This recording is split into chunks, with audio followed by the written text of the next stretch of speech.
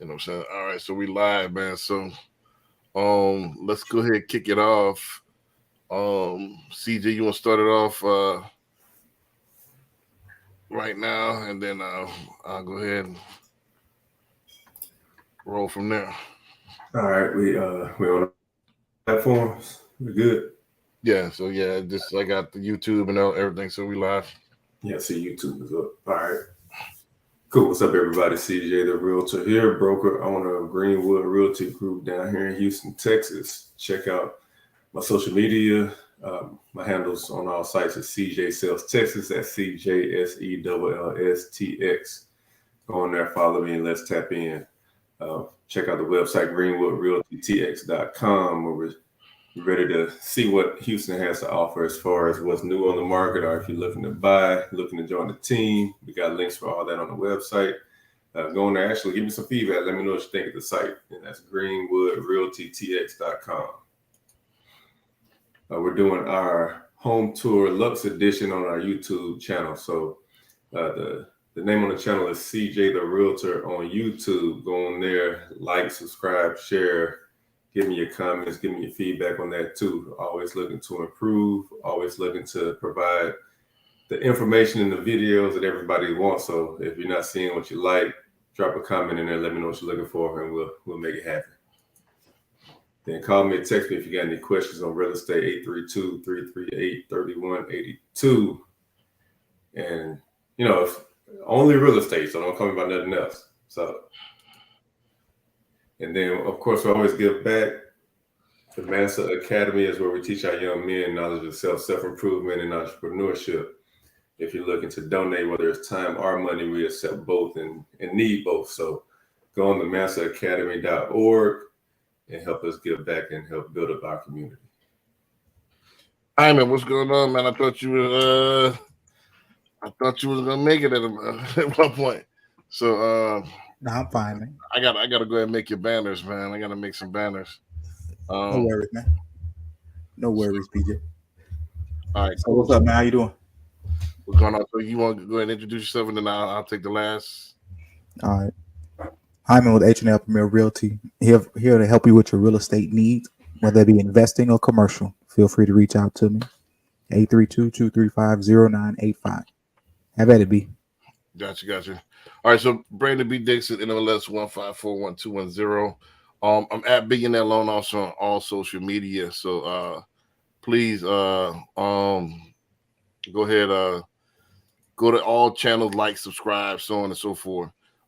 Especially the YouTube at Billionaire Loan Officer. We're gonna make a conscious effort. I've been so swamped with business. I got to make a conscious effort to put some content out. So we got content coming soon at Billionaire Loan Officer. So we'll be back at it, especially this third and fourth quarter. So we'll be back at providing y'all with some content, man, showing y'all behind the sauce. www.applywithb. Again, it's the mad scramble. Is right now it's like the third quarter as far as the busy season. Now everybody's trying to scramble to get in before the end of the summer to get to school, get your kids registered in school and into their new home. So it's not too late. I can get you closed in a couple of weeks, but we got to move now. So, you want to get closed before the middle of August. It's the last little rush. I definitely could get you in before August. If we got to get the contracts in now. So www.applywithb.com. Contact me anytime, 832-775-8357. Even if it's not about real estate, I'm a little bit. If you talking about income, if the outcome is income, I'm with it. You know what I'm saying? So, everything you got to be legal and moral and ethical. You know what I mean? So, legal, moral, and ethical. Talk about some money, I'm with it. So don't have to necessarily be about real estate investment. You want to talk about Frenchie, getting in the Frenchie game, and you want to talk about cars or whatever. Whatever. If the outcome is income, I'm with it. And let's see what else. COCinvestmentclub.com. Our next meeting is coming up here soon for the members. Go ahead, stay tuned, and then we got another event coming up in September. So we're gonna give y'all the actual details on that coming out real soon.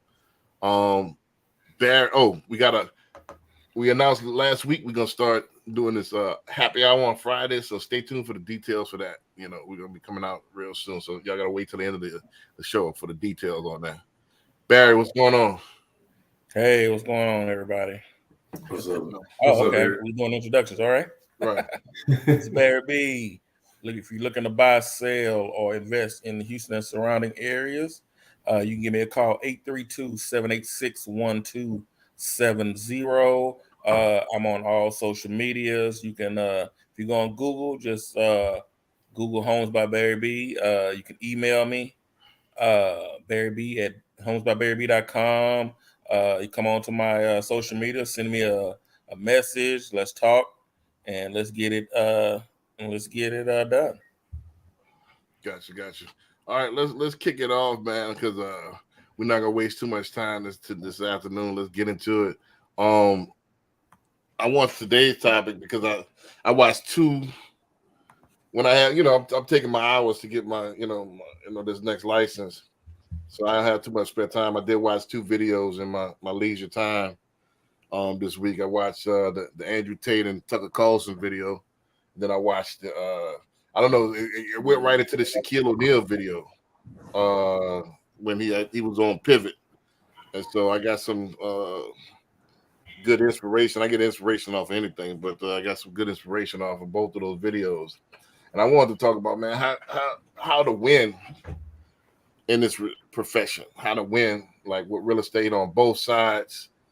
I want to talk to new people thinking about getting into real estate or that's in real estate for just starting to get in, or if you having issues performing, top performer, how do you win with real estate? Also, if you're a consumer, even if you're leasing, how do you win with leases? How do you win? So let's talk about it, man. What's some of the things? I know we're gonna say the obvious, John. We talked about this a little bit last week. Join the winning team and stuff like that. You know what I mean? So we all, putting that aside, I know you need to get with us, get with Greenwood, get with the home ownership community. If you really want to get a mentor and all that stuff. But we're gonna take it a little bit deeper. What's some of the things that you need to do to win in real estate, to really win and really get to the other side? So I'll open it up to everybody. Man, I think it's just like how Bruce Lee was talking about, be like water. You got to be able to shift and maneuver with the times. Right. So, just because something worked in the past don't mean that it's going to work in the present or the future. Like, we got a lot of new technology out here, and if you ain't utilizing that, and that also saves you time once you learn how to implement it. Right. So if you're not out here still learning, even from a standpoint of, even if the market didn't change, you still need to be a lifelong learner, because you don't know what you don't know, and you always want to provide the best product and service to your client. So you always need to be out here learning and utilizing these resources and this new technology that's out here that's going to help you maneuver, especially when you see shifts in the market, when interest rates is going up, but people are still buying. Something's going on. So you need to be able to tap in and get hyper local on what's happening where. Right. Mm-hmm. I'm gonna go ahead and put mine in. Like I said, I'll let y'all, let me put mine in. Because I'm at that chapter right now, so this would kind of give me an idea though too. But they keep emphasizing, don't be a jack of all trades. Get your niches, become very, very niche oriented. And there's niches and there's facets in real estate that you could get into. If you try to be a jack of all trades, you'll be a master of none. So my thing is, everybody try to jump into the same thing. Everybody want to do first time home buyers. Everybody, when they first start on, everybody want to be a apartment locator, because they figure that's the lowest hanging fruit. That's the easiest thing to get into. But I sent CJ this meme earlier today, or was it like an article? They did some research. The average buyer's agent make about $6,000 a year. The average listing agent make about $62,000 a year. The average divorce listing agents make $426,000 a year. So the more hyper specialized you get, the more money income you're gonna make. So If you just want, I'm looking for buyers. I really want to get into the buyers. Ain't it's easy to find, but it's easy to lose. Easy come, easy go. Because they a lot of especially nowadays, they willy nilly will it. They hop on you, hop on here. They got this builder offering this. Let me go with the builder. Forget about you. So it's easy to get these buyers. However, it's easy to lose them as well. Hey, that kind of speaks to my point though, because when I was talking about being able to pivot, like if you really look at the numbers on divorces from before COVID and then through COVID and after, drastically different. Right. I got to go. Stuck at home with their significant others. Yeah,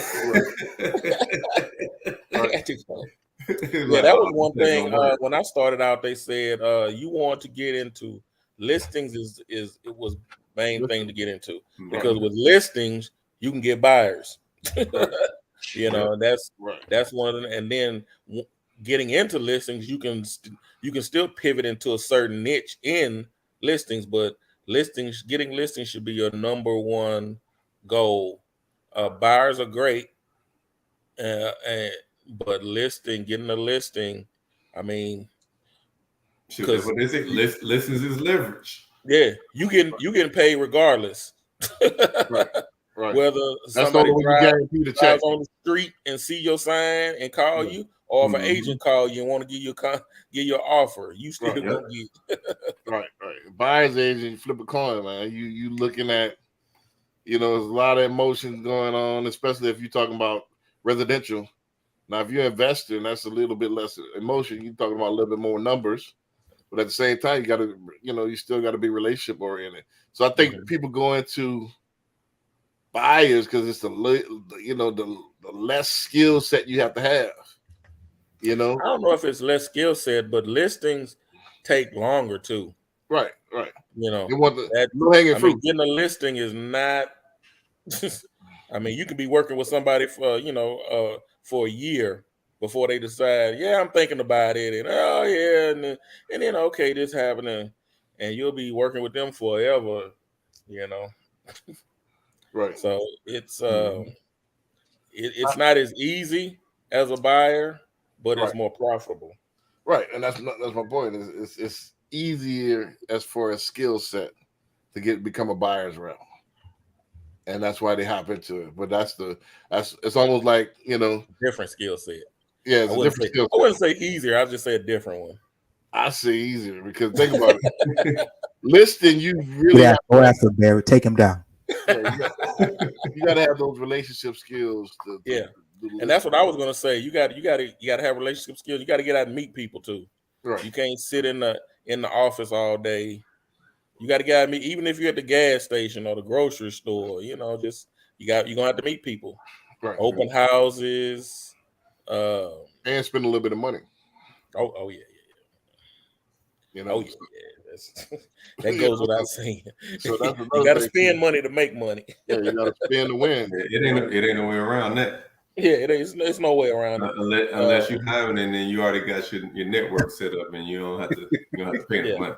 Right. I've had a couple friends that's asked me about it. They're interested in doing it, and and they'll talk about and I tell them you got to do this, and this. Does it cost? Yes. I tell them like this: nothing's free.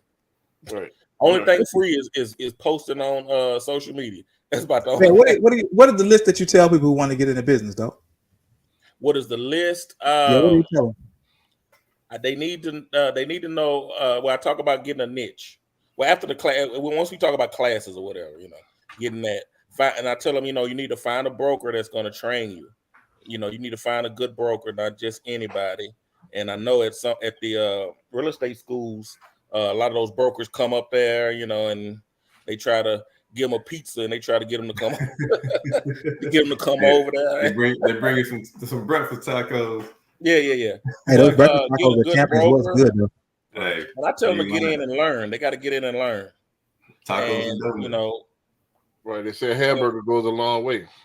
Yeah. I was at a training at a place one time, and a guy He was with C21. I'm sorry, I ain't gonna say that. But he was like, oh yeah, if y'all eat my food, y'all got to come in and listen to me. Hey, that's how I'll be, man. Hey, you gonna eat? You gonna eat my food? You got to come in and listen to me. Right. Hey, it sounds like That was a the good one. timeshare people. We're gonna bring you in, but I need about 2 hours of your time. You want to look at this presentation. Mm-hmm. Hey, captive audience. Mm-hmm. You know what I'm saying? But yeah, I definitely tell them that they're gonna need to. You got to get in and learn the set. I tell them that those classes just good enough to get you your license. They're not teaching you how the game works and all that. Basically, they keeping you from getting sued. Really, Yeah, that's really pretty much it. They teach you how to not get sued. Yeah, And it just still don't enough work. not to get sued. And But it they still need to don't get work. in and train with somebody. A good broker, because there's some brokers they just let you hang your license and they say, hey, just don't go break the laws. Right. You don't want to. As a new agent, you definitely don't want to get on that because. Hey, he told a story with me with a dude. His broker told him to Google it. Right. He had a question. What? Google what? Google the He had a question. question for his The broker. question Broker he told him had. to Google it. Wow. They got YouTube video. You say you got YouTube videos on the subject, everything. Think about it. I mean, if you just hanging your license, that's what you get. What you pay for. Oh yeah. You want cheap fees, and you want don't want to put nothing into it. You get what you pay for. Yeah. Now, I mean, new agents, I tell that. Yeah, I say no. You don't want to do that because you don't know the business. Right. You don't know what you don't know. You can't just get out there and do nothing. I mean, just pay for it one way or another, whether it's with mistakes and lost revenue, or you're gonna pay for a mentor. So and well-to-do people understand the value of mentorship. Most people trying to cut corners and stuff like that. You're gonna pay for it. You're gonna struggle. Yep. You're gonna struggle for a minute till you pay for somebody to pick their brain and fast track. Hyman, what do you tell them? Man, don't do it. Don't do it, man. Be honest with you. Somebody who asked me about getting into real estate, I tell them hey, if you get your license, go to KW. They're gonna teach you how to do business, and that's it. Dude, and I also say it's gonna be expensive, but go there. They're gonna teach you how to do business. 100%.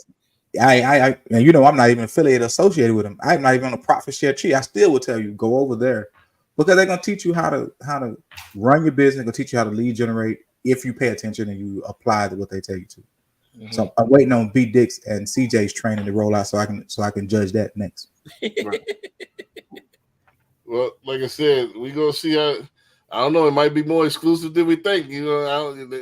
Somebody want to pay me to train. So shit. I mean, mentorship costs, man. So it might be. Barry, well, how long you been away from KW, CJ? 6 years. Barry, tell them how much it costs to run at KW, man. How much? Well, they're all different. Mine is not. It's not as expensive as some of the other ones. I have a friend that just got with Signature, which is Remax. No, it's KW Signature. That's Katie. That's KW. Okay. What's the dude's name? Yeah, it's in Katie, but what's the big dude's name? God, I can't think of his name right now. Rothschild. It's Rothschild. Oh, Rothschild got a bill. Okay, yeah, that's good. They got a bill. Yeah, he KW Signature, and she's paying like over $2 something a month. A month? $2,000 a month? No, 200. Plus, I mean, they have other fees and things that they have too. Yeah, when I was still at KW, we was running right at about. You do your 80, your 70-30 split plus your monthly dues, I think. Am I not mistaken? Mm-hmm. Yeah. And so your monthly dues like $500. Some KWs charge for the training. And so it kind of depends. Like that's why I say it's some, because they're independently owned, So yeah, I know. Some of them that training is like how B said, man. They're gonna have to pay to come get the sauce. You gotta pay to come get the sauce. Well, the thing is that I look at the results. You judge a tree by the fruit that it bears. You got 3 on the show with you. Do you think it's good fruit, man? And you in business with one of them. I'm talking about on a nationwide scale. Or you talking about the top performers? I'm just saying let me finish my thought. Like, if you look at the top 100, this is how you judge if that broker is hitting on something. Out of top 100, how many you got in the top 100? How many you got in the top 200? How many you got? You know, how many top performers that you got coming from your branch, coming from your roots are in the top 100 performers from KW, or you got more people in EXP, or you got more. You know, where the top performers coming from? Ooh, B. So, yeah, so that go to show you judge a tree by the fruit that it bears. So, I've seen some KW agents that's great. I see a lot more that's not so great. So, you know, so I mean, I wouldn't say necessarily. I wouldn't recommend KW to win. I guess it's all upon how you apply it. But I think, you know, if it was that variable that really made a difference, I think everybody would be winning or have some type of success with it. So you can't count that variable. Am I making sense? But one thing that you talked about in episodes before is it's still going to be up to you. They can give you They can give you the formula, like you said last week. I can give you the formula, but it's going to be up to you to do it, right? Right. I was just talking to somebody earlier today. It's like no matter what brokers you're with, if they got training or not, it depends on the work you put in. If you got the drive and the motivation to do it, Right. Because they can give you all the tools you need, but if you don't utilize it and use it, then it ain't gonna do you no good. Yeah, that's true. That's true. Y'all proving my point. Well, here's the thing, though, B.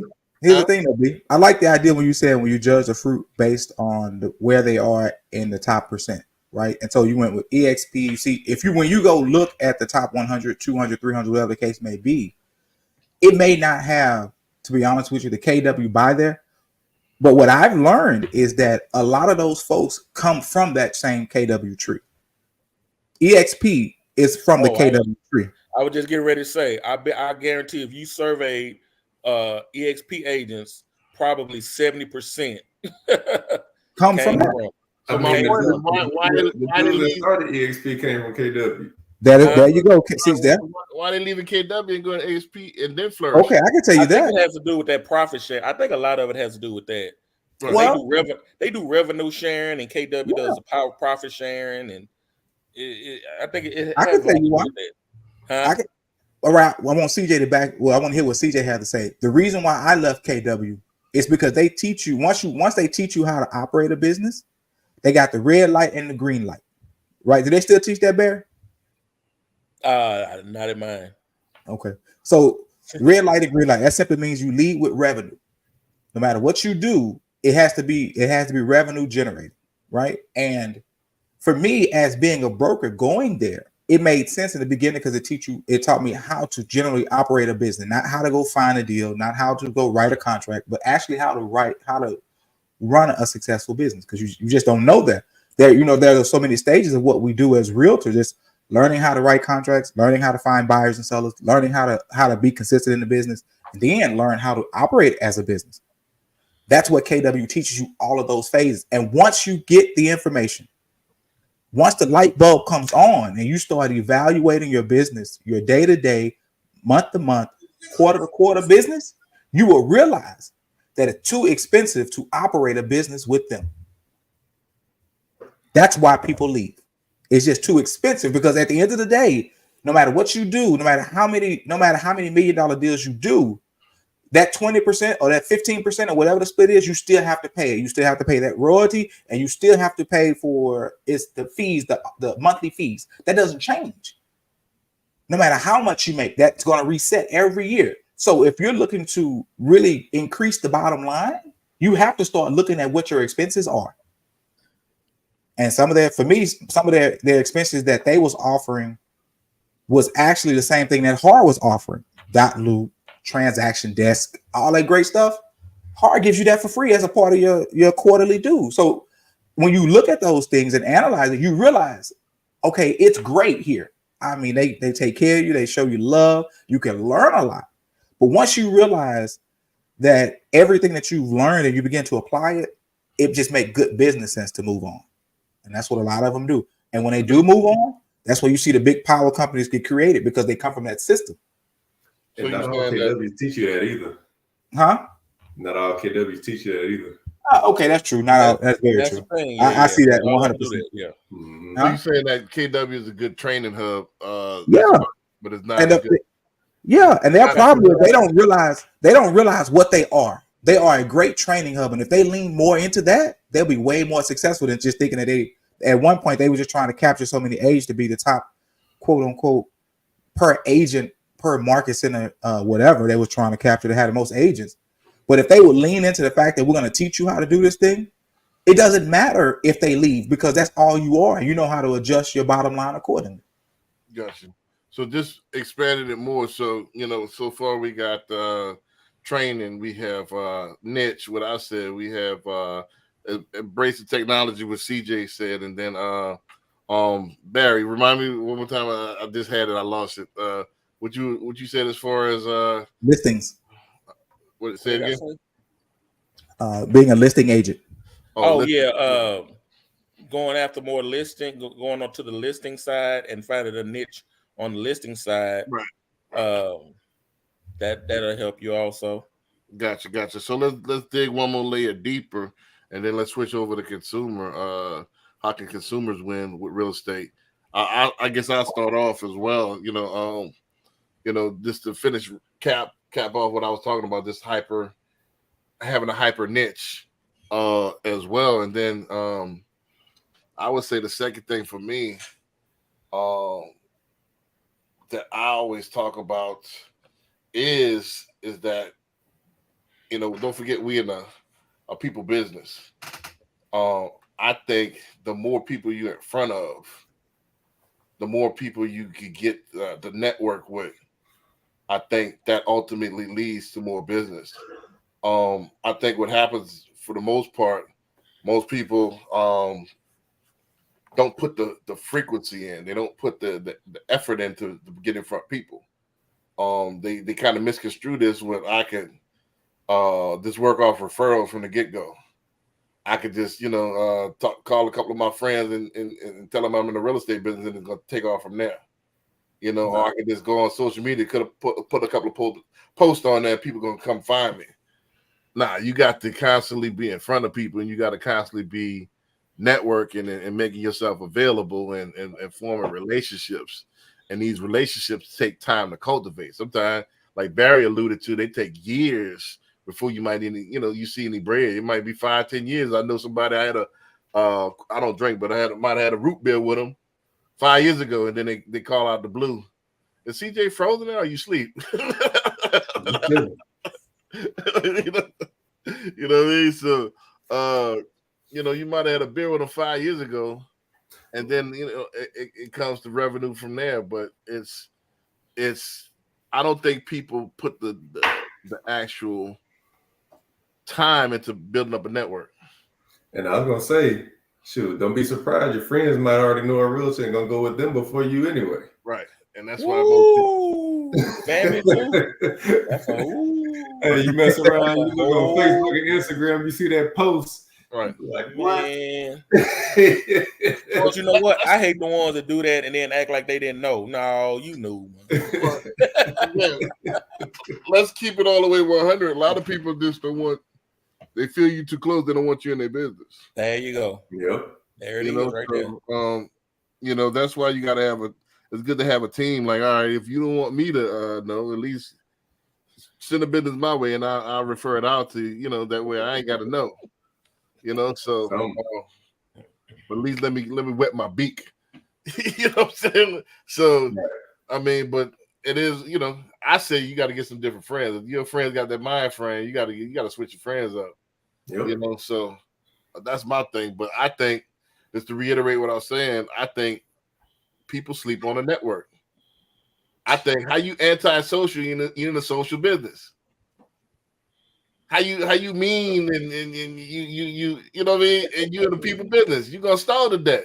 I don't like people. You don't like people. You don't like dealing with people. You might want to try get a desk job, get a government job, like they said on. I'm gonna get you suckers, man. Get you a government job.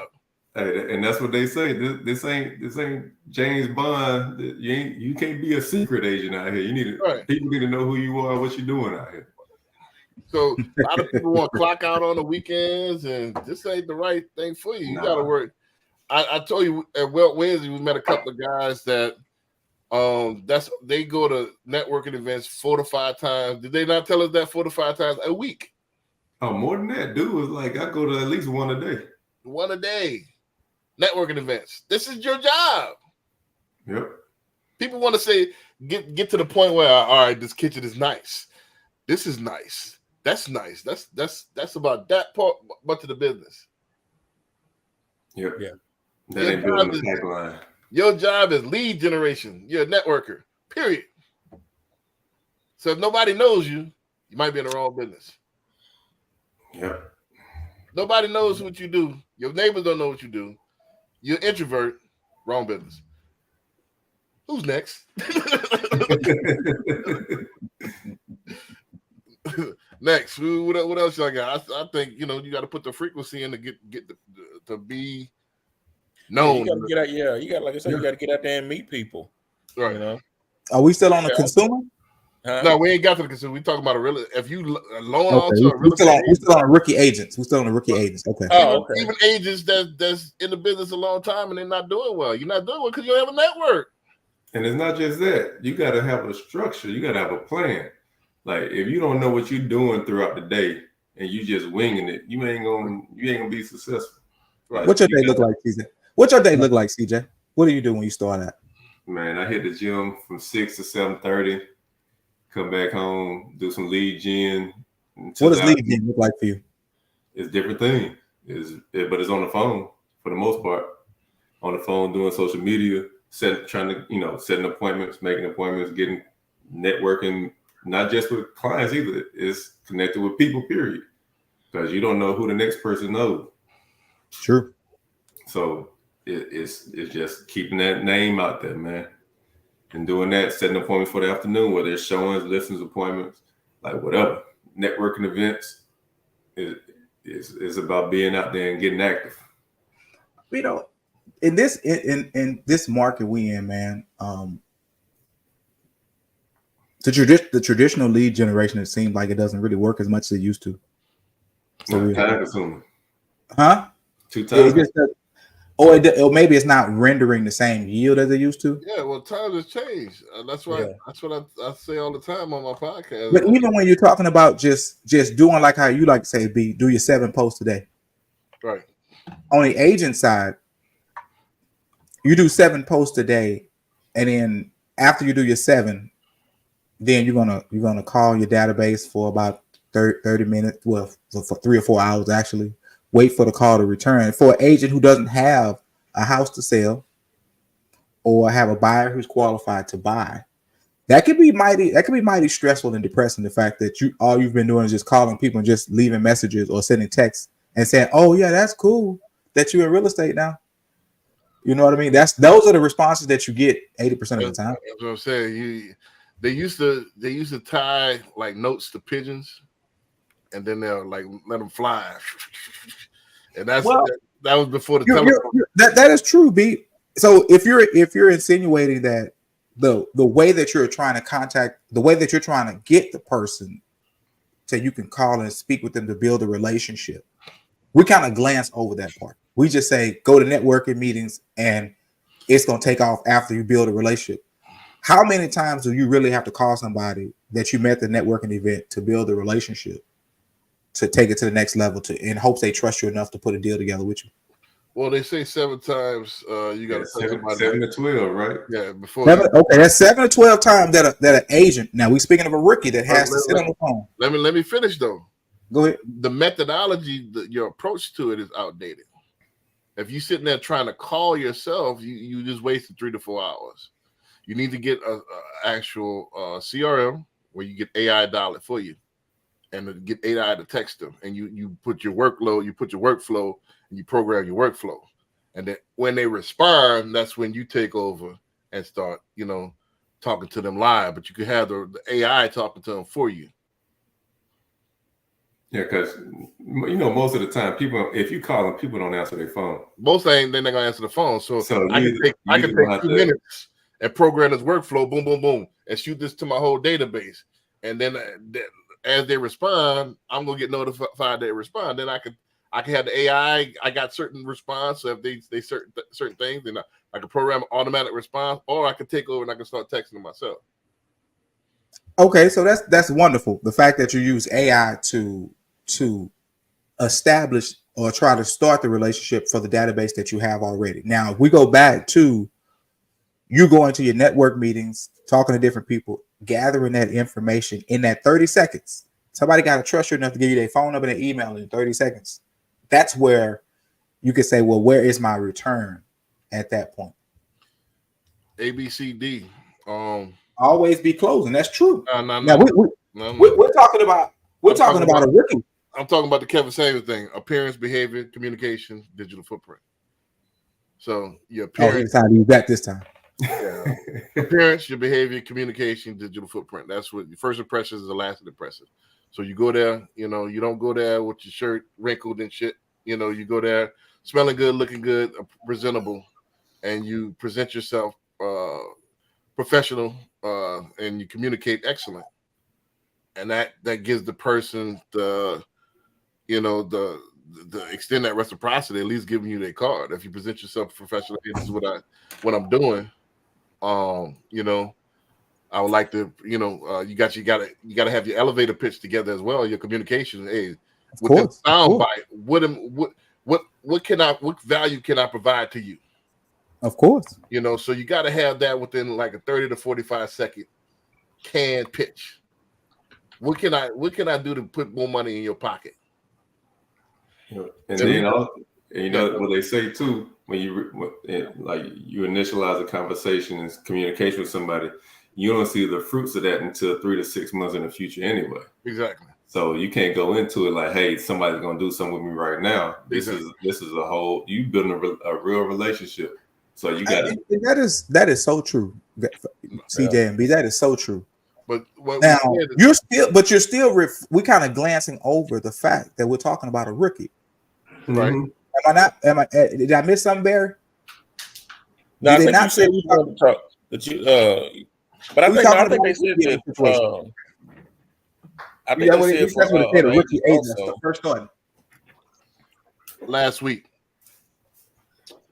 So it's all in the hustle.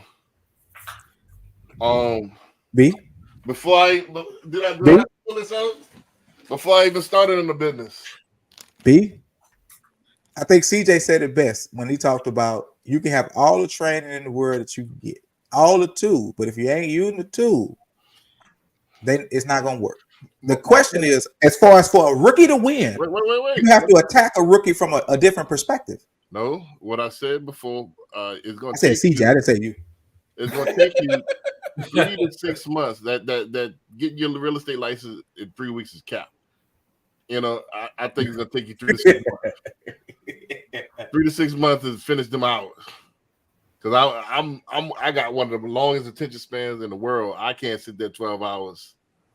That's true. That's true. That's true. Anyway, it takes you 3 to 6 months to get this license, right? During that 3 to 6 months, you need to be preemptively networking. Yep. You should be networking. I agree 100%. You should be getting these. You should be making contact. So when you do get your license and you do get with that broker and hang your license, hey, remember we talked? Now I'm licensed. Can we sit down? Can we have lunch together? You turn that into a real life, meeting. Now, once you have lunch and you buy them lunch, you make them laugh and you make them smile. Even if they're not in the market right now, they feel obligated to do something nice for you. They're going to refer them to the sister that might be ready to roll, the cousin that might be ready to roll. But this is the process. You don't, sit there, hey, I'm here, and then wait for people to come to you. They ain't never gonna come to you. You see what I'm saying? So you gotta just like a seed, you gotta grow that, you gotta plant that seed, you gotta water it, you gotta talk to it, give it sunlight. That's that relationship. You gotta build that thing up, man. And then you increase. Why you think a watermelon got so many seeds? Out that one watermelon, you're lucky to get one plant out there. That thing full of seeds. So you gotta, if I get 1 or 2 relationships out of this thing, I done won. True. That is very true, B. That is very true. Out of all of that, if you get 1, that's true. The next question is: are these rookies that we're talking about getting into the business after they got their license after 6 months? Are they being shown who they need to establish the right relationship with? Right, because you could be out there spinning your wheels, just establish a relationship with Joe Blow, can't do nothing. Right. The right people. Tell me if I'm wrong, Barry. How many times have you got on the phone and be like, man, I wasted about 3-4 weeks with this cat, ain't did a damn thing. Yeah, that's how you got to. That's the rules of the business. Like, we got to go. Here's the thing: you got to get to that point and realize, like, okay, that was stupid of me to do. I need to check it out, not do that no more. But and rookie agent gonna take that L right there. Did you just right say? Hey, Barry, they gonna show that them couple houses they ain't got no pre-approval letter yet. Yeah. I mean, like I said, we've all been down that road, right? And we got to go through that just so we know, okay, this is not how it works. Yeah. You know what I'm saying? The issue is how fast can we get to that point so we can move on and get to the real business at hand and making money. Well, my thing is this: it's a tightrope that you're walking with that.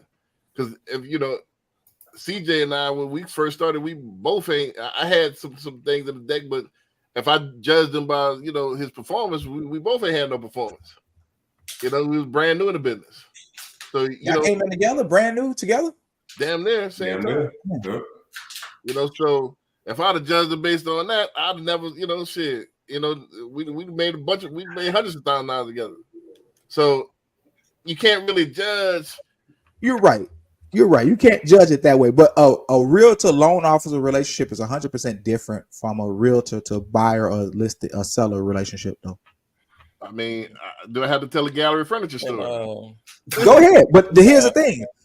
The relationship between you and CJ will be 100% different between you and a young man you met on the plane a while back to do a deal with. Nah, he was not only it's the person. So not only he became my first deal as a broker, but when I got my first lender, he was the first one to put a deposit down. So it's the person that you meet. So it's what's called the fundamental attribution error. You never want to make that. In the fundamental attribution error, you try to judge a book by its cover. Basically. I mean, try not to. Well, that's the error that you're making when you try to judge a book by its cover. You're making an error. I give you an example, and then I'll let Corey chime in. My biggest sale at Gallery Furniture was like $150,000 sale, right? And I almost passed him up. Nobody was talking to this dude. It was 2 black dudes, big like me, dude, black t-shirt, damn near like this, kind of with holes in it. That's why I kind of wear my black t-shirts today. He ain't had no holes in it, but he had some busted Jordans and some jean shorts with a bald head. And his partner had like some kind of t-shirt, graphic tee with like a bald cap on. It is like, 2 hood cats. Right. Yeah. And so I started to paddle and I said, man, let me go see what's up with these dudes, man. Hey, how y'all fellas doing today, man? Anybody help y'all? Like, nah, man. So we start chopping it up with him, boom, boom, boom. And come to find out his mama, just moved into a house. She just closed on a house. She needed a house full of furniture. Cool. I'm going to qualify like a doctor. That's in my book. How you going to pay for this? He's like, nah, I got it. I'm going to put it on a credit card. Cool. All right. So we start. Everything I was suggesting. Yeah, let's give me one of that. Give me one. Give me. Yeah, go ahead. Give me that. Give me that. Give me that. So I'm looking. We had the $100,000. Like you said, credit card. So he whipped out that black card. Blah, blah, blah. Yeah, I'm gonna put it on the credit card. You know what I mean? So we keep on adding. I add some accessories on that thing. $150. My point is, I Google it. He owns one of the top fiber optic companies in the Middle East. He got all these government contracts with Iraq. He was rebuilding Iraq and all this stuff. So, but everybody else judged him. They look like 2 hood cats straight from the 5th Ward. But this dude was loaded. How dare you talk about my hood like that, man? So And I give you one other. Hold on, wait, you messed up, B. They didn't rename Fifth Ward already. They did. It's Upper East River District now. What? That's the back half on Clinton. That is nowhere near Fifth Ward. But just to finish, I'm high on the horse because I mean, I wish we were commissioned because that would have been a hell of a commission check, but we ain't work commission with salary. But I'm high on the horse because I got the biggest, ticket probably of the year, probably. So I'm high on the horse. The very next customer I helped, they Gucci from head to sock, Gucci down, gold chain. There's a couple looking for leather. Gold chain in my right. Gold chain, yeah. They, got the shades on, the buffs on, and don't you see me just the watch? wife got the stacks, and boom. So they looking like they got money. The first thing I showed them, is a Flex Steel leather set, $6,000. They act like I asked for their first child. So they were tripping on this little $6,000 set. You know what I mean? So you want leather, right? Okay, you must want pleather. Let's go over here. Let's go to the Ashley stuff. Ashley like this, and Ashley ain't giving that real leather out. Sell leather. It's the Ashley signature line. They sell leather, but most of the time it's blended. But my point is, if you judge a book by its cover, your boy was rock like me, loaded though. People that had all their clothes and everything, they looking like they $1 million. They was broke as hell. Do you think they did it on purpose, B, to see if somebody would come and help them? Nah, I think the more the bread you got, the more you don't give a damn. Look how I dress. I used to be that dude want to be fly all the time and hopping out the Benz, but Benz on E.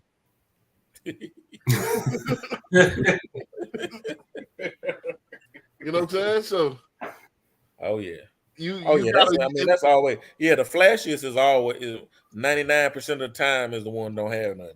Right, the loudest is always the brokest. You know what I mean? So, I used to be into that stuff, and what I realized, you attract the wrong crowd. People that's into that stuff, you don't want around you anyway. That is true. So I fell back because it's a lot of work to be a pretty boy. I ain't gonna lie. I don't see how it's a lot of work to you pressing your socks, you pressing your drawers. It's too much work. I'm a manly man. You know what I'm saying? I can't hit the eyebrows and what I'm saying, make sure they're all in place. I can't pluck the eyebrows and all that, man. It's too much work. I played that role for a little while. Corey, what you think? The subject today, before we switch, is about how do you win in real estate, man? Like we talking about not just survive. We talking about, we kind of piggybacking from last week, but how do you really win with this thing? Win as far as what aspect? You talking about on the business side of it, where you're saying you're a realtor or yeah, we're gonna talk about the business side, then we're about to flip the consumer side in a second. That's gonna be the next. But how do you win? Like we already said, phone real specialized niche. That was mine. CJ said embrace the technology, embrace the Hyman said get with KW. Barry said I did not say get with KW, man. We just discussed some things. Barry said not say that, man. What you saying? If you really want to know, in order for a rookie to win, right, it's a combination of everything. But they also, I'm gonna stick to what I said last week. They need to spend more time understanding who they are and who is the right person that they can work with. Understanding how they communicate, how they see life, and try to find people like that. I guess you would call it your tribe. Right. That's how you like to put it. Find who your tribe is. Right. Corey, what say you? You said it's tough to kind of that's a loaded question. It's tough to kind of narrow down from that perspective. But if I had to pick something, I would probably just say study and network. Right. Study, understand your craft, so that because when people ask you questions and you answer it, a lot of people can understand body language and understand that you're full of shit. Right. You know what I'm saying? If you're not answering the questions correctly, they're not gonna do business with you, regardless of what you say.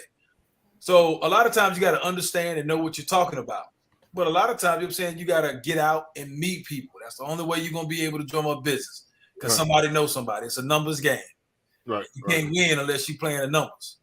Right. The more people you're in front of, the more successful you're gonna be. That's it. You know, this is what it is, man. This is if you want to limit your contact with people, you're not a people person, might be in the wrong business. You know, this is what it is, man. Like I said, if you don't have the intention of helping people, man, you might be in the wrong business. You know, because people can smell people. You know, they can sniff out if you just in it for the bread.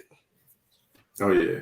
You know, and piggybacking on what you just said, Hyman, what one thing that they talk about at KW is the why. Why are you doing what you're doing?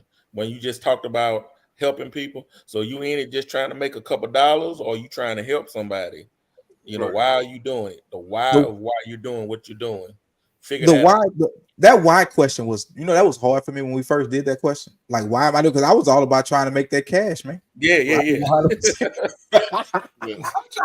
I was all about making that cash, man. Right. All about making that cash for real. Because I was like how B. I was one of the people B talked about. They just wanted to get in the business. Think they're gonna make a bunch of money. 100%. I'm not even gonna front with you. Right. You know, I figured out what they was making, and I liked the schedule they kept. The schedule they kept. Let's go get this money, man. And that's what it's about, right? That's why people do what we do, because of how we make it look. If you see me, you know what I'm saying, one day I can jump out my Jeep and then I might pull up in the Benz just for the hell of it, just to say, hey, what's up? How you doing? Depending on the situation. Right? If you see me, I can be in basketball and in a long sleeve. What you see me in right now in the basketball shorts and a pair of tennis shoes, and handle business just as if I was in a suit, like how Walter Davis used. How Walter still does wear a suit, doesn't he?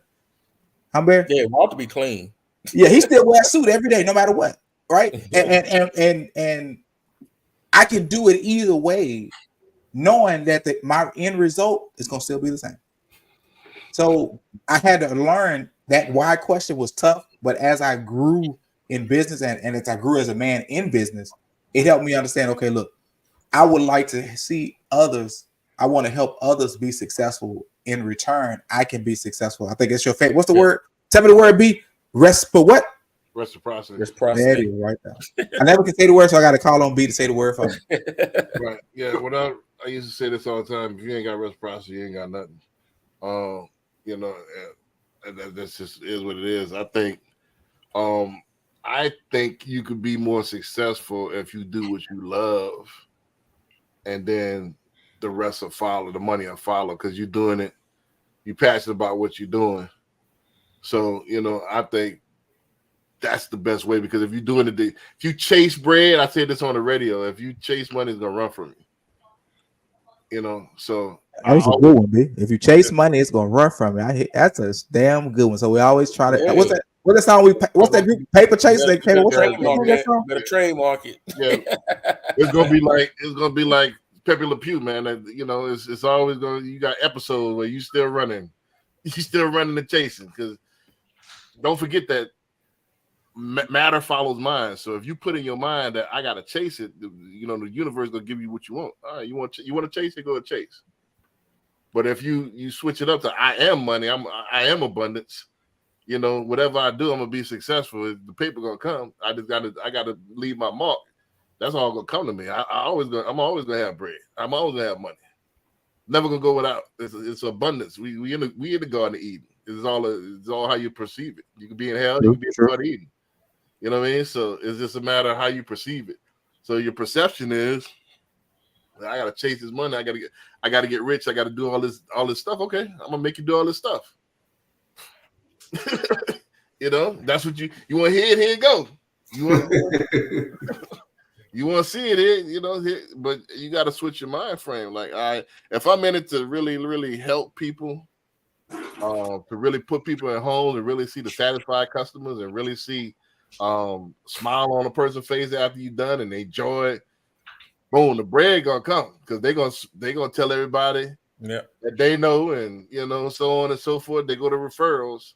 Yeah, but and that's what those referrals come from. When they see that you care, right, they gonna let people know.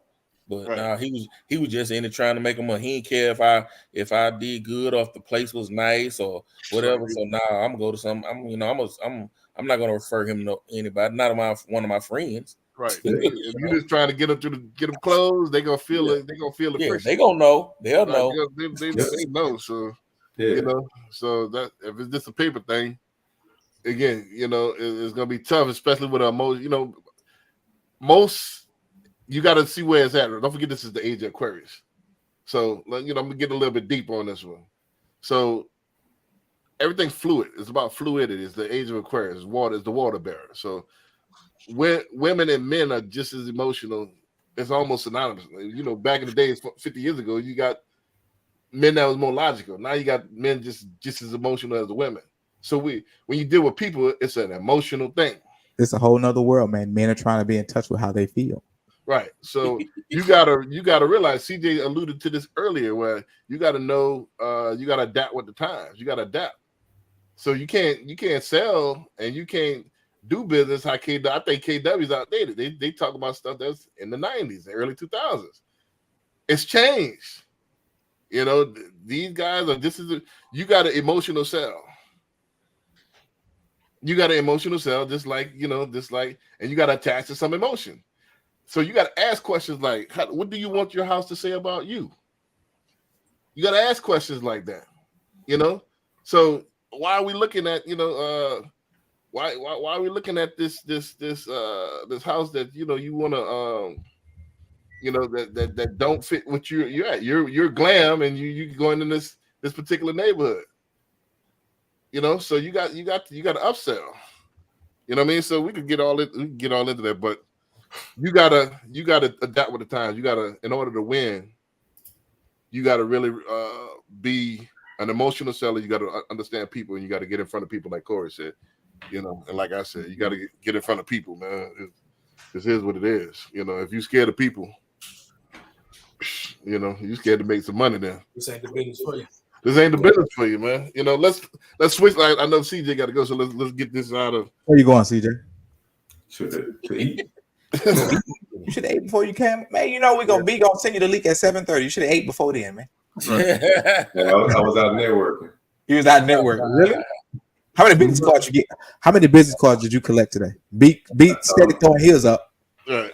Hey, I got them digital. Right. I knew you was gonna pull that one out. Next thing, you got to be real with yourself. I knew you was gonna pull the digital one out. Hey, you gotta have that QR code nowadays. Right. Hey, I came across one the other day, man. It was pretty dope. But the issue is, when you scan the QR code, it goes to the Internet Explorer. If I don't ever go back to that part of Internet Explorer, I don't know who they are. Yeah, so how it's supposed to work? While they're doing it, I'm like, add it to your contacts right now. Yeah, exactly. Add it to my contacts. And text me so I can have yours right now. Right. Okay, cool. That's cool. So you especially on networking, man. You got to get out the house, man. You got to get out the house. Man, hold up. Hey, this is the microwave generation. So number one, they scan the QR code. Then you say, "Hey, you got to text me right now." Right. Text me right now. Yeah. Text me so I have you. Tell me text you right now. Yeah, text me so I have your number. Hey, I'm 6'4", 220. Who gonna tell me no? Hey, but that is very true. You can't do that unless you set up. Text me right now, homeboy. You can't do this. You can't ask for that unless you set up reciprocity first. So you can't just go up to somebody, text me right now. They can be like, "Who the hell is you?" But if you, oh yeah, no, we chopping it up before that. Yeah, you got to chop it up, kick a joke. Now you earned the right to say, "Text me right now." Say, man, I've been wanting to ask this for the longest. I'm gonna put it out there. How comfortable is everybody giving they elevator pitch right now? I mean, I could give part of because I got. This is my first time I ever heard B Dick stutter. Y'all heard him stutter, man. No, I can give it because I can always switch it up. Just switching it up for man. Because people's biting, man. I'm the most bitten person. Who cares? They can't. Nobody can imitate B Dicks. Yeah, I can't try to man, CJ, you better tell him. What's CJ gonna tell me? Man, we the most bitten. Everything I come out, people. What is CJ gonna tell me? You're a big boy. I know you fly, so you cool. You gonna bear with me? Male and female bite off of me. I don't disagree. If it works, why not? That's Right. the biggest compliment to take another And, person. and it really ain't. Nah, It break really bread, ain't a break bread. pitch. Huh? It's like when you're in the people business, it's really not a pitch. You really in this conversation, you're gonna be asking more questions and talking. Right. But I got Well, a campaign. on the Let me- 30 guys, on the 30-second pitch. On the Yeah, I 30-second pitch, you're not asking questions. Oh yeah, I'm asking questions. In the Hyman. 30-second pitch? Yep. I can lead the Damn. question. I could go either way. I can freestyle. Hyman, let me ask you this. Go ahead, man. Will having the access to 200 different banks, will that help your business? No. All right. I mean, cool. I mean, I've heard no a million times. Let me finish. Let me ask you this: will helping you with social media and helping you market, will that help your business? No. Let me ask you this: will have an example to my 8,000 database network, will that help your business? Possibly. I got to see how you scream. Gotcha. Let me ask you this: if I could, do you have any people that you might have lost and then they went somewhere else, and then you said, "Damn, if I'd have did one more thing, or if I had one more person to call them, that you think that if I call your people, that you think you could, it's on the fence that I could push them over. You think that'll help your business?" No. All right. So you don't lose any. Everybody you get you close. Yes. Okay. Gotcha. So your hot button is if I could get you access to help my database and help you we partner and get you some more business, that'll work for you, right? Repeat the question, please. If I could get you access to my database, my 8,000 people, and I could get you some people that don't have realtors, and I put you in front of them, will that help your business? Will that help your bottom line? Not really, because I don't know you just yet. So I don't know how you do business just yet. Let me ask you this: what will help your business? Be getting to know you better. Right, and how that's why I got a zesty to me. You know what I mean? Go ahead, B. No, I mean most people say, "What?" Hey, and then at the same time, depending on how they answer the question, you might not want to work with them anyway. Right. So yeah, usually that's one of the hot buttons. Yeah, that is because you know how many of us get those recruiting calls, Right.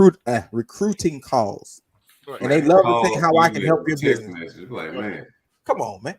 And I'd be like, nah, who you with? Nah, that's okay. Tell me Right. what you can do. Or I'd be like, here's my favorite way to get him off the phone. So tell me, are you the person that makes are you the person I can talk to about making decisions?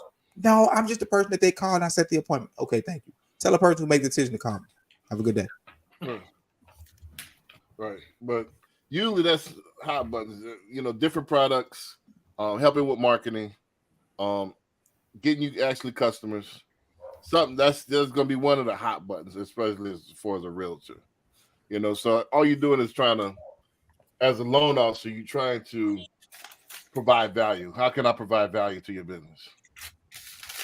That's all it is. And I'll just find out how, but I ask a series of questions and then I elaborate on that from there, or how I can help you. That'll help with my pitch. You know, because either one of those chambers, I could go down and give you a 30-second pitch on it. That's true. That's true. When I ever do try to interview a lender, I ask one question. Right. So tell me, B Dix, what is the loan process like for you and your company? And I sit there and wait to let me hear you ramble about it. Right. I mean, Then I ask you, reverse it on you. Like, what do you like it quick? Do you like it more options, or you like it thorough? What do you just wanted to close? I just want the process. The process is different for everybody, but I give you I'm listening. Yeah, everybody's a little bit different. But how I do it, I like to interview the person. I like to do a soft pull, and then I'll see if they're in range. And then I'll go ahead and send the link out for the hard pull, get them pre-qualified. You find a house, you go into contract. We've already, but by that time, gotten all the actual documents in, and I've already sent it through underwriting, got a conditional approval. We're just waiting on the actual property. Once we get the property in, we're gonna go ahead and disclose, send out the appraisal, get the appraisal in, so it cuts half the time. So while you waiting, I'm gonna do all my due diligence up front. So that's why I can close so quick, because I do all the hard part up front. You know, most lenders are gonna go ahead and just sling out that pre-qual and, you know, see what happens, see what the underwriter say. I'm gonna do the underwriting up front. Okay. Hey, Barry and CJ, get your pen and paper out, man. I'm gonna do one of B Dick's numbers.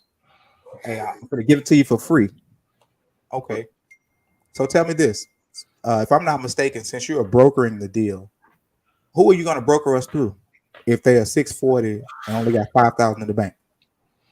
Most likely, I'm gonna deal with some of my top banks. And who are they, if you don't mind me asking? Write that down, Barry. Who are they, if you don't mind me asking? Write that down, CJ. I don't see no pens right, man. That quality stuff right there. Time out, B. That quality stuff right there, man. I'm giving it away for free. Hey, Well, I asked these folks this. Okay, go ahead, B. It's chess. The only reason that you will be asking me that is to try to bypass me to go straight to the actual bank. Okay. You know what I mean? So I'm a sidestep. I'm gonna do chess, and I'm a sidestep that actual You're that, move. yeah. So because that way, I just told one of my recruits, you don't want to. I stopped giving banks out because then they try to avoid you. You know, they'll go straight to that bank, which you're not gonna be able to do anyway. Right. You know, it's a wholesaler, so True. you know, but I see some people that is not interested in doing business with you. What they'll do is they'll write that down, and then they'll ask the next man, well, do you deal with such and such, such and such, such and such? Because they know if I deal with it, I did co-sign for them. True. So tell me. Okay. So your sidestep to that question would be is go. Yeah, I would. I mean, there's I give you a couple of different ones. Give me the best one. I mean, there's no such thing as best. It's only best for the customer. Whichever one you feel comfortable Ones with. I most awfully use is going to be like the Max and I would say like EPM and stuff like that. So you say Max and EPM. So tell me, how many deals have you ran through Max and CPM in the past 6 months? And tell me the success rate. Yeah, I'm like a 98 point something okay. in success rate. As far as the last 6 months, I would say 29. Okay, cool. So tell me something. Do they fund the same day at table, or do you require some necessary extra documents at funding? No, all of them don't have any funding numbers. They don't have no funding. They don't have no funding requirements. No, a lot of times they fund the day before. The day before. Okay, right. Great. Let me ask you something. Why don't you use UWM, which is one of the largest funders in the country? That's on my list as well. Time out. So, fellas, remember, always throw out the biggest boy in the pond to see what that reasoning is. That's that free game. Bear, did you write that down? CJ, why y'all not writing that down, man? Y'all are killing your boy on this thing, man. It's about to be me in a minute. I'm studying for my loan officer license. Well, the thing is, if y'all are killing your boy. This is actually what I do to when a loan officer. So why are you throwing the big boy out there again? You throw the big boy out there so they know you know what the fuck you talking about. You just not getting fluff. See how Barry tried to sidestep me, and he admit he's gonna try to sidestep you because he's concerned about you trying to take the business somewhere else, right? Which is normal because they don't want the business to go nowhere else. But I want him to know, hey, I know what I'm talking about. So no, I'm not a LO, but I have enough understanding to get a deal through this process. So I'm gonna show that LO, hey, you're not dealing with just a rookie ass agent off the street. You're dealing with somebody who knows what's going on. And I need to know that I can trust you with my buyer. That I can say, B Dick's got the deal, he gonna take care of you. And I'm gonna back you 100%, even when you fuck up or you don't fuck, even when you don't call, whatever the case, they're gonna call me and we're gonna get the deal closed because I'm gonna be damn near like your assistant through the party. Because when they can't reach you, they're gonna reach me, and I'm gonna know, okay, this is how they do business. This is what's gonna happen next. Then I know, okay, we're at this point. Then this is what's gonna happen next, and I can explain that at that moment. They're gonna hit you before they call me. Right, they're gonna hit you first. But if you can't explain what the hell the transaction point is at, then you look foolish. Yep. Well, if you name drop, what that tells me is that, like I said, it tells me that not necessarily you know what you're talking about, that you're dealing with somebody that works for UWM. Yeah. So what I'm going to do is I'm going to get, you get technical, I'm going to get technical. I'm going to match your energy. You know what I mean? So if we're going to get technical, let's talk technical. I mean, the reason why I didn't mention UWM, because a lot of times they're not, as far as rates, they're not, it just depends. It depends on the actual consumer. And this is why brokers are better because, that's true. That's very true, B. It depends on the customer. So true. If UWM, if speed is the need of the customer, yes, UWM is the ticket because I can get it faster than their systems are, and if it's a questionable loan, meaning because their underwriter is not going to ask for too much. True. So they're not going to dig. If it's a rate oriented customer, they're digging rate. I got other banks that have better rates but they want. You're right, B. Well, check this out, Barry and CJ. When you talk to the lender, and it's not B, right? It's best to know that if your buyer is a 620 barely on the threshold and don't have enough money, I'm gonna tell you up front, hey man, I got a questionable dude, man. You know what I'm saying? They 620, they only got like 5,000 in the bank. They might make it. So who do you think that's gonna do this deal? They might, you know what I'm saying? And they are very questionable. So you have the choice. Do you want to put it together or you don't? I'm going to be vague because, again, I don't know if you're shopping me. So, yeah, I got somebody that can take care of them. Send them over.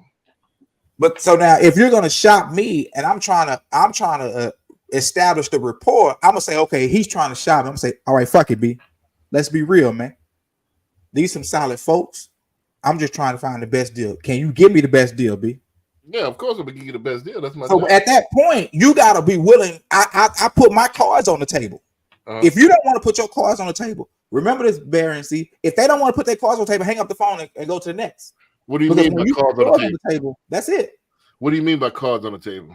If I tell you I have a buyer and their credit score is this, and their income is this, and I can say I can get into DTI with you. I'm like, I think the DTI is fucked up.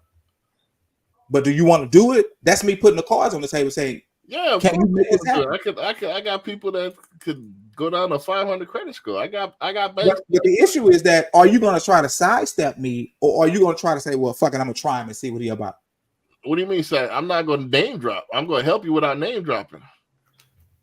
All right.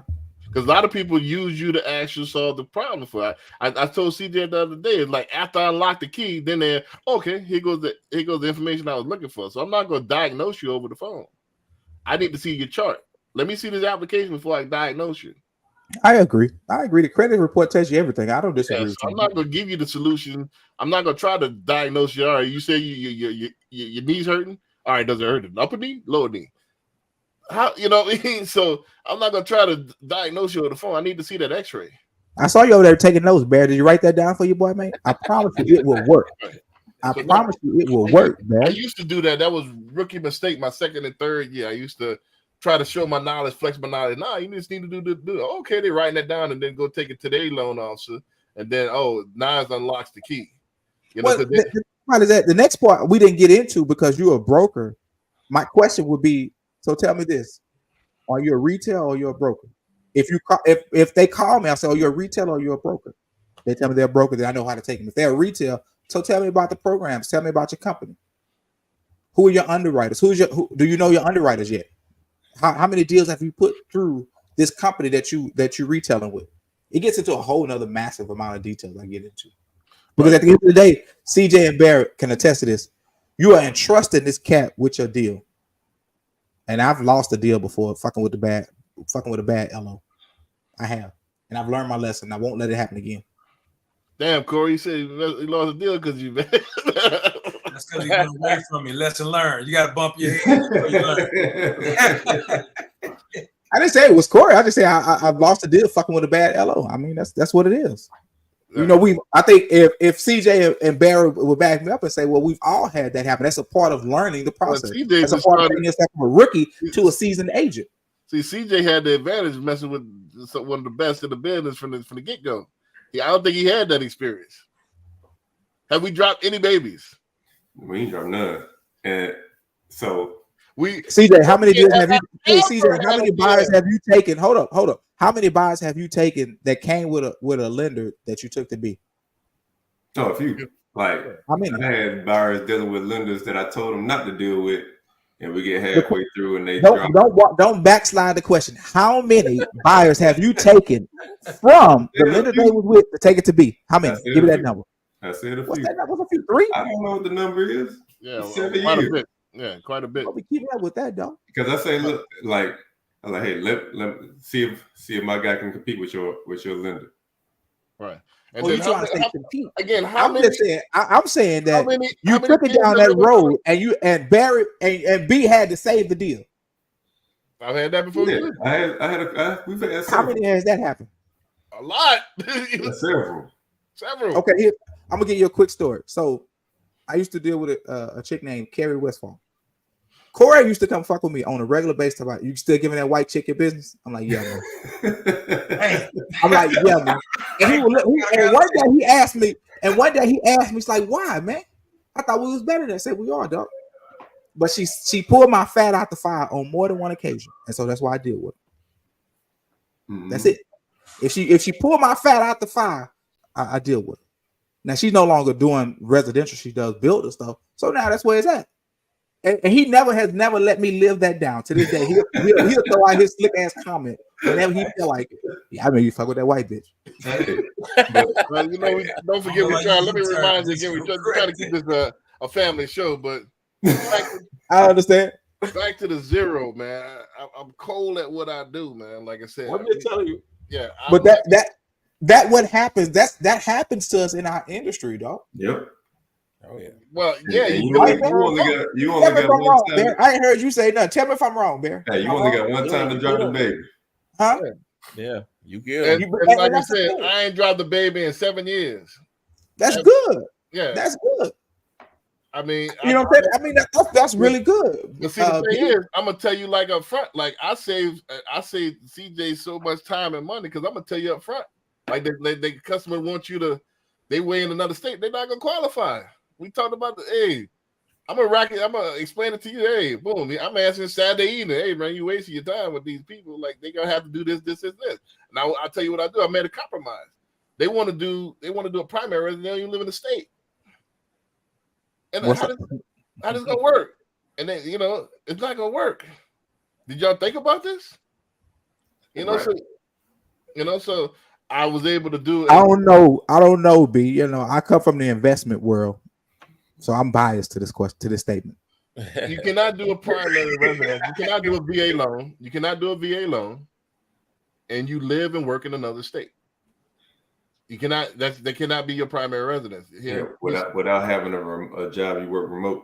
You can work remote, but if you work at a steel factory, how that's going to happen?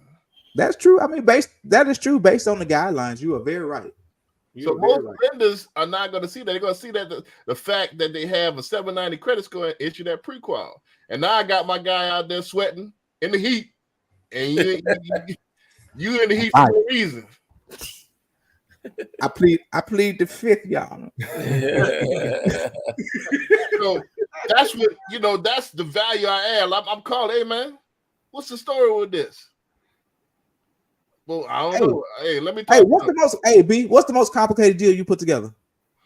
Most complicated, just complicated. The most complicated one was a guy in Lake Charles that had like 18 rental properties.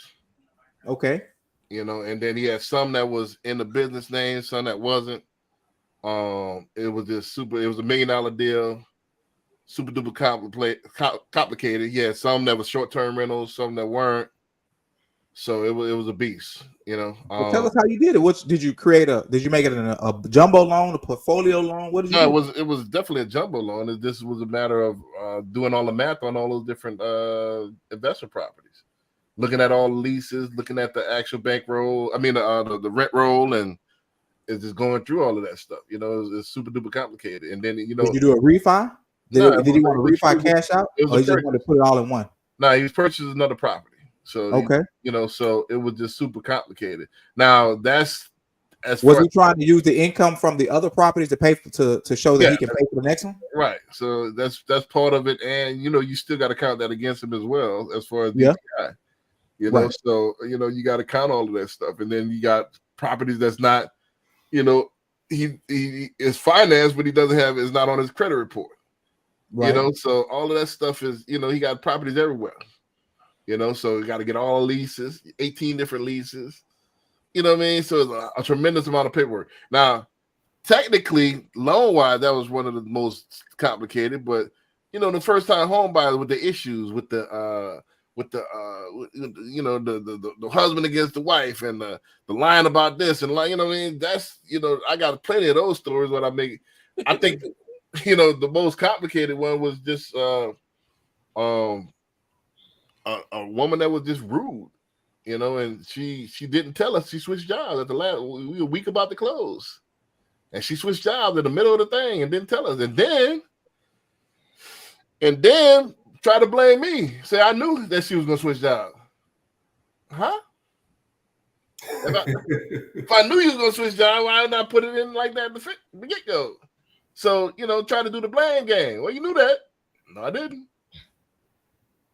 So that was a hard one, you know, and then you 585 credit score. It's lucky that you could get approved anyway.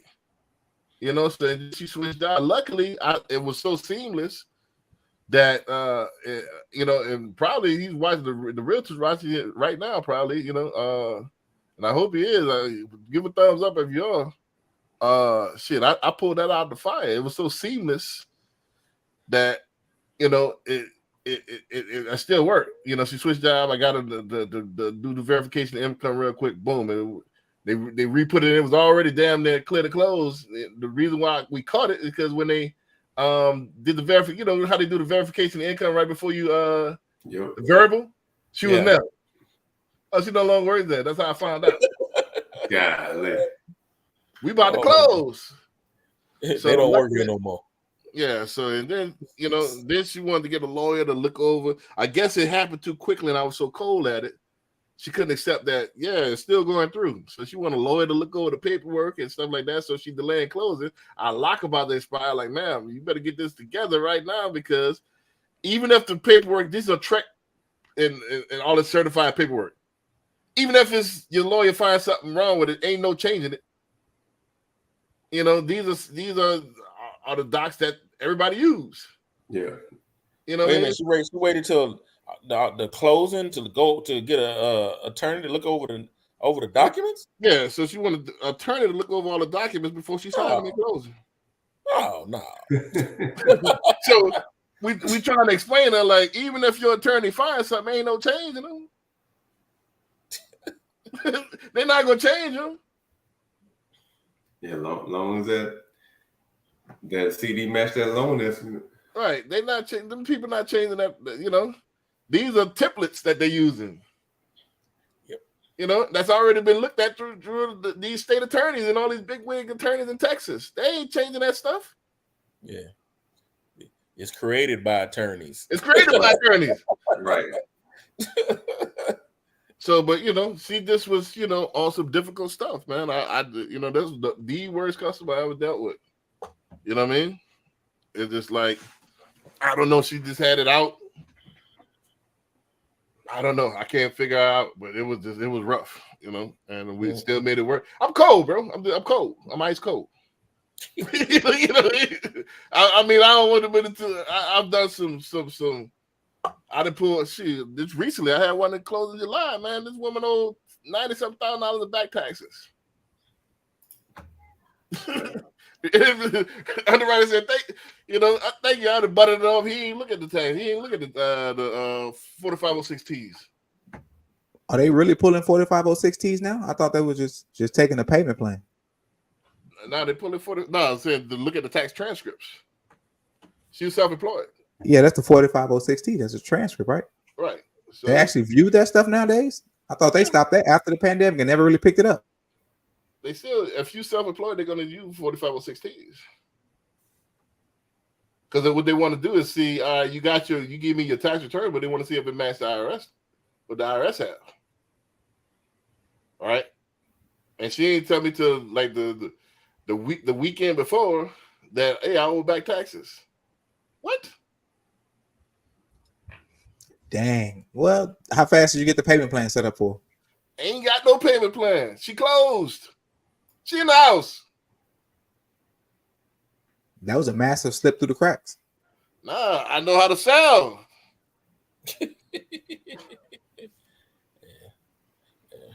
They gonna get their money. You see what I'm saying?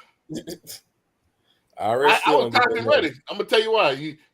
Corey, you want to see? You know how I did this? Let me see how cold you is. How did I do this? How did you do what? How did I get this? How cold you is? So I gotta understand the terms of the file.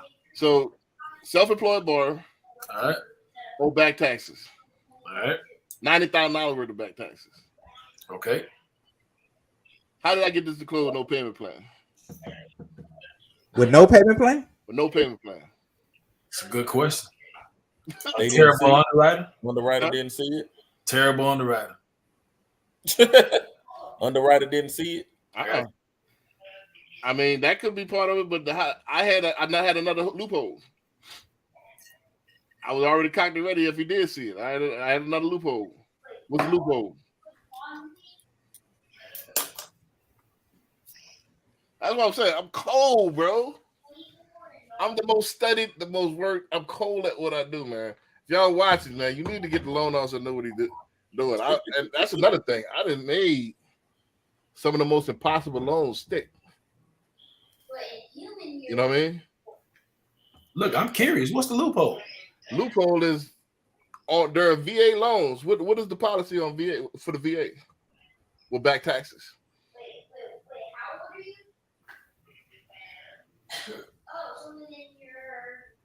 You tell me. The VA is silent on the issue. Silent on the issue, so they don't care nothing about the taxes. VA don't care. It's up to the lender. So if he did say something, I was going to refer to the VA handbook. Hey, the VA is silent on this issue. So where does it say we need a payment plan? But you just said it's up to the lender though. Right. So if the lender would have barked, I would have referred back to the VA handbook. Yeah, but if the lender say I'm loaning the money, you need to get a payment plan. I looked at their guidelines. They didn't have anything either. That's a nasty loophole just through studying. That's pretty cool. You caught them slipping. Caught them slipping. The VA. And who? Hey, so by the way, if your mind is asking, who was that lender you ran that deal through? I don't want to say because I don't know they might be watching. Hey. So, but you're gonna be in the lab tomorrow morning.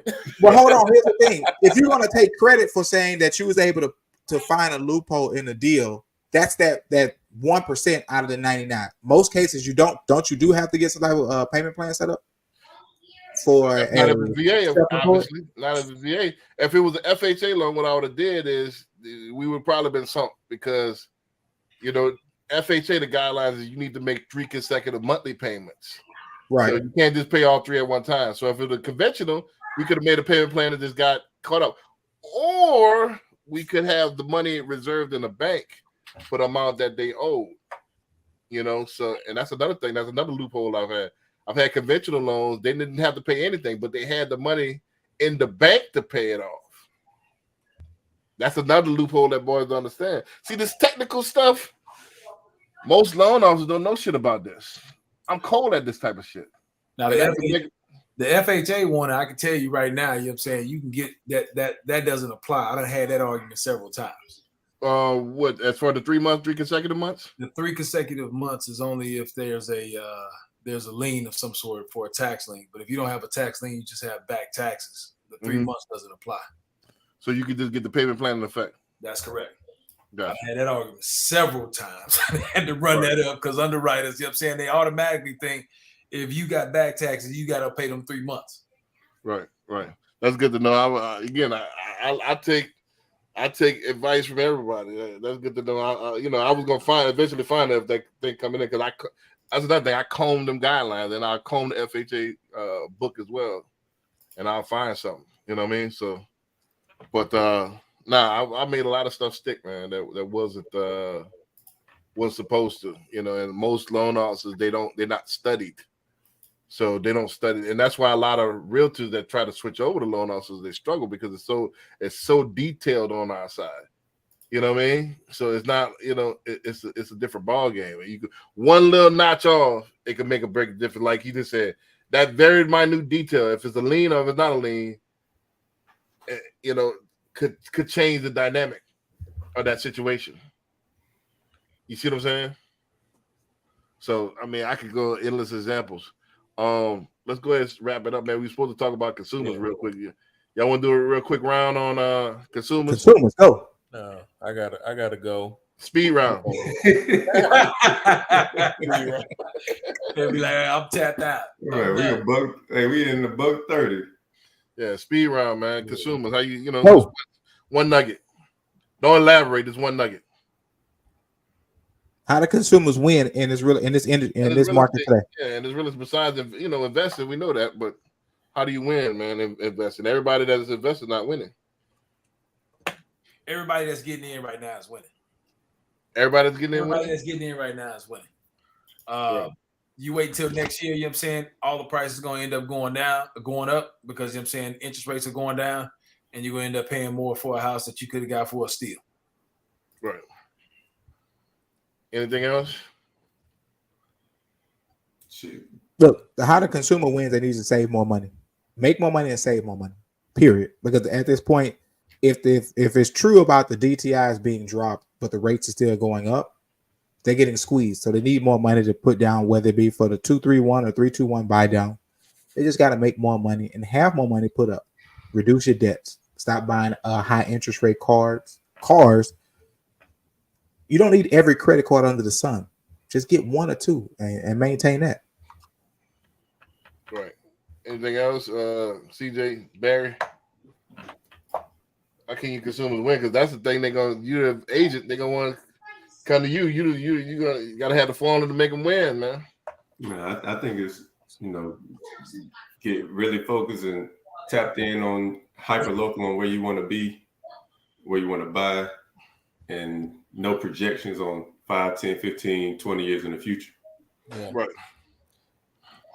All right. Yeah. Information on like you said, where you want to be, what areas and I know one time we talked about the long-term and short-term rental and things like that, and just getting information on, what you want to do. What's your goals? Figuring out what you really want to do. Right.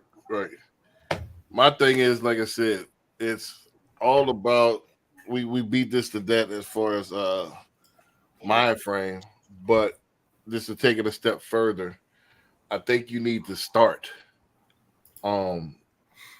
I think you need to stop kicking the can down the road and start with your real estate portfolio, and start with the getting into the house and getting things like that. Even if you want to get in and put in sweat equity on, as far as a wholesaler, getting in them auctions, getting in them the tax liens, just getting active and getting somewhere where you're around it and getting around people that's around it, so you could getting a mentor, something like that, so just getting started.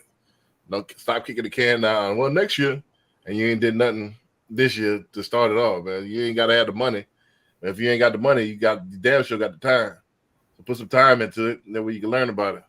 But I know y'all got to roll, so man, until next week. Oh, Friday, we're gonna announce. We're gonna stay tuned. We're gonna announce the actual. I gotta vet the actual people. We're gonna be somewhere Friday in a little watering hole, man. So y'all come kick it with us Friday, man.